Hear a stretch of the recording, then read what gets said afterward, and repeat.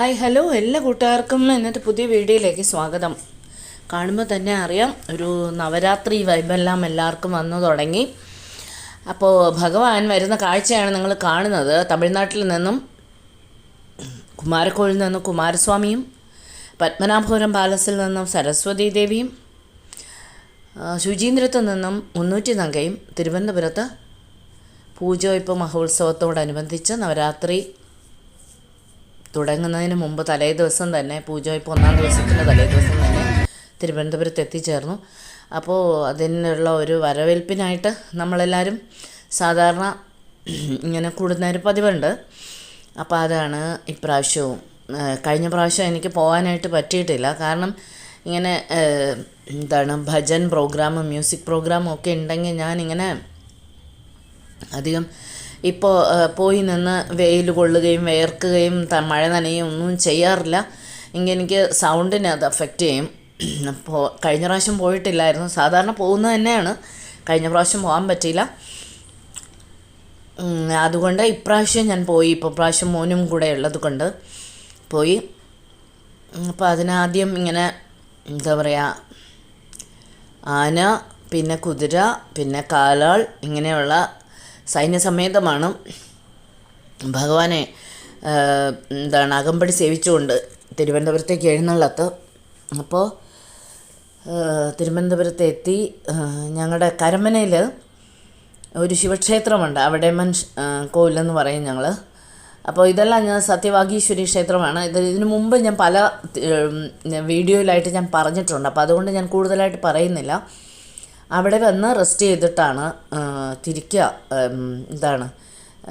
പത്മനാഭൻ്റെ അടുത്ത് നവരാത്രി മണ്ഡപത്തിൽ സരസ്വതി ദേവിയും ആര്യശാല ദേവീക്ഷേത്രത്തിൽ ശ്രീമുരുകനും അതിനപ്പുറത്തായിട്ട് ചെന്തിട്ട ദേവീക്ഷേത്രത്തിൽ മുന്നൂറ്റി നങ്കയും ഇരിക്കും.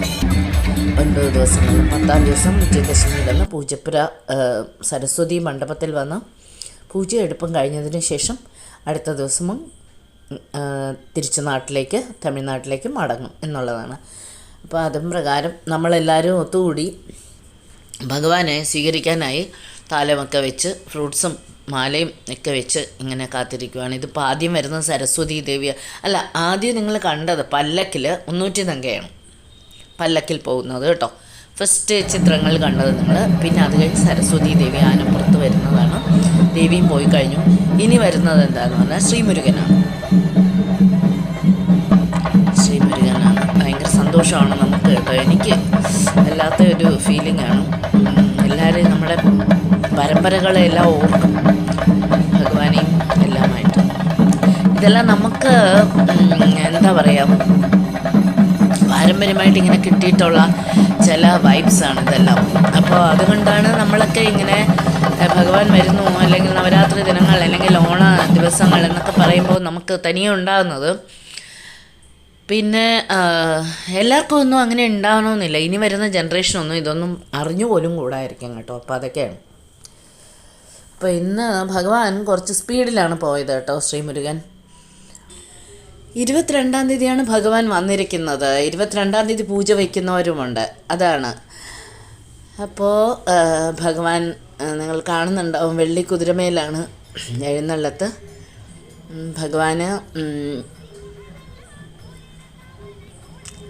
വേലുത്തമ്പി തലവയുടെ അമ്മ സമ്മാനിച്ചതാണ് ഇത്. ഞാനിതിനു മുമ്പ് കഥ പറഞ്ഞിട്ടുള്ളതാണ്. അപ്പോൾ നമുക്ക് ഈ നവരാത്രി ദിനത്തോടനുബന്ധിച്ച് ക്ഷേത്രങ്ങളിലെല്ലാം ഇങ്ങനെ സംഗീത പരിപാടി ഉണ്ടാവും കേട്ടോ.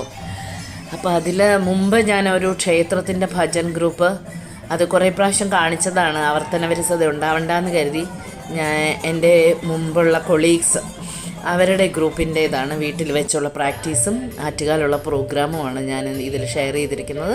കുറച്ച് പാട്ടുകളും കുറച്ച് ഫോട്ടോസും. കാണും, കേൾക്കും.